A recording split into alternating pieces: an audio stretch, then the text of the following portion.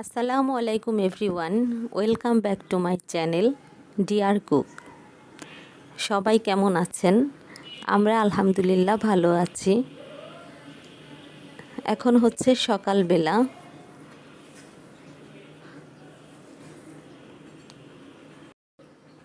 সকাল 7টার মতো বাজে। এই পাশটা দেখেন কতটা সুন্দর লাগছে, একদম সবুজ শ্যামল। আর এই যে নিচে একটা কলা গাছ হয়েছে, এই সাইডটা দেখতে আমার খুব ভালো লাগে সকালবেলা বিশেষ করে। এই তো এখন একটু হালকা নাস্তা করে নিব, সেজন্য খাবার রেডি করে নিচ্ছি।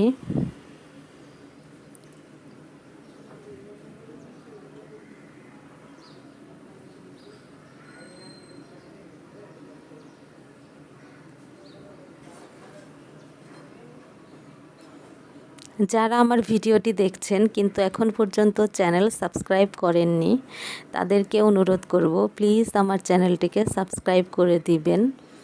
আর যারা ফেসবুক থেকে দেখছেন তারা অবশ্যই আমার পেজকে ফলো দিয়ে দিবেন। আজ যেহেতু শুক্রবার, আমার হাজব্যান্ডও বাসায়, তো সবাই মিলে একসাথে বসে নাস্তা করছিলাম।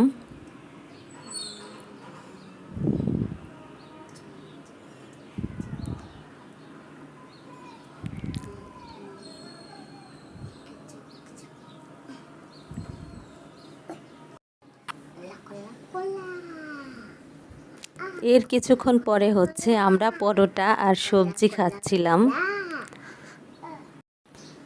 শুক্রবার সকালে 3জন মিলে একসাথে বসে নাস্তা করি, তাই শুক্রবার সকালটা থাকে একটু অন্যরকম। অন্যদিন দেখা যায় আমার হাজব্যান্ড আগে খেয়ে চলে যায়, তারপর খায় আমি, আমার মেয়ে ঘুম থেকে পরে উঠে ও আবার পরে খেয়ে নেয়। 3জন 3 বেলা খাওয়া হয়। তো শুক্রবারেই হচ্ছে সবাই মিলে একসাথে বসে খাবার দাবার খাওয়া হয় আর কি। এর কিছুক্ষণ পরে এখন হচ্ছে 11টার মতো বাজে, আমি ছাদে যাচ্ছি কাপড় দেওয়ার জন্য।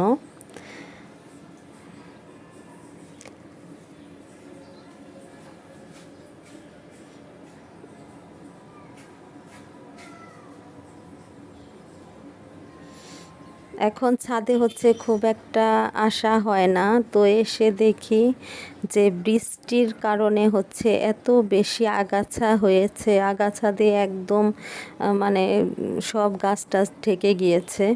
এখানে একটি ক্যাপসিকাম গাছ ছিল, তো এটা হচ্ছে আগাছা দিয়ে এত বেশি ঢেকে গিয়েছে, দেখাই যাচ্ছিল না। কয়েকটা ফুল হয়েছিল কিন্তু ফুল সব পড়ে গিয়েছে আগাছার কারণে। আর এইখানে হচ্ছে ধনিয়া পাতা গাছ, তো তুলসী পাতা গাছ এত বেশি বড় হয়েছে, ধনিয়া পাতাও ঢেকে গিয়েছে, কিন্তু বৃষ্টির কারণে হচ্ছে ছোট্ট ছোট্ট নতুন নতুন চারা হয়েছে ধনিয়া পাতার। বীজ পড়েছিল, তো সেই বীজে থেকে আবার নতুন চারা হয়েছে বৃষ্টির পানিতে। আমি কয়েকটা তুলে নিচ্ছি, কারণ আজকে যে রান্না করব ভাবলাম যে তরকারিতে দেওয়া যাবে।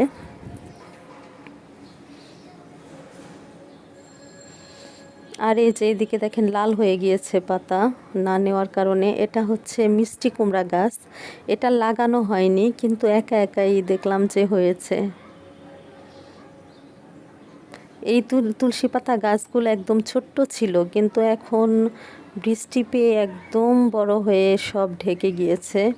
আর এইখানে হচ্ছে পুদিনা পাতা গাছ লাগিয়েছিলাম, এখানেরও একই অবস্থা, আগাছা দিয়ে ঢেকে গিয়েছে সব। আর পুদিনা পাতা দেখেন সব বাহিরের সাইডে চলে গিয়েছে। এখন আমি ভাবছি যে এখান থেকে তুলবো কিভাবে।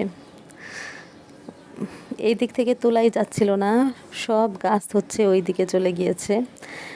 আর কি বলবো, দুর্ভাগ্যের কথা, হঠাৎ মানে বৃষ্টি আর হচ্ছে হঠাৎ রোদ। তো রোদের কারণে হচ্ছে ছাদে কাপড় দিয়েছি, একটু পরেই মানে আমি কাপড় জাস্ট মেলতে মেলতে এমন বৃষ্টি চলে এসেছে। এখন কি করব, ভেজা কাপড় আর কি নিব, ভাবলাম যে দাঁড়িয়ে থাকি কিছুক্ষণ।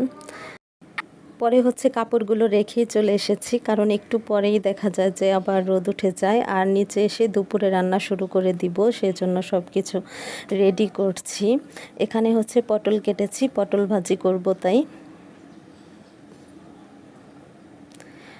তেল দিয়ে চুলায় বসিয়ে দিলাম পটল, এখন একটু লবণ দিয়ে দিচ্ছি।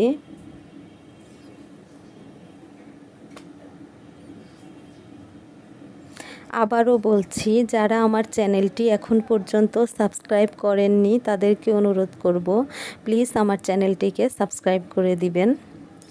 আর অবশ্যই ফুল ভিডিও ওয়াচ করবেন। আর যারা ফেসবুক থেকে দেখছেন আমার ভিডিওটি, তারা আমার পেজটি ফলো দিয়ে দিবেন।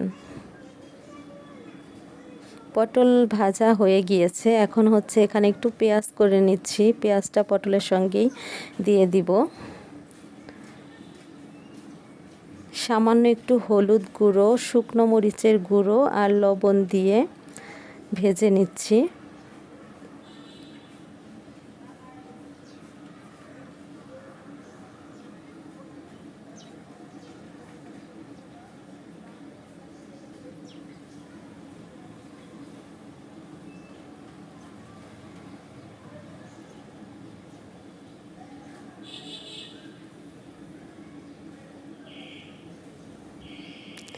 এই তো পটল ভাজি করা শেষ।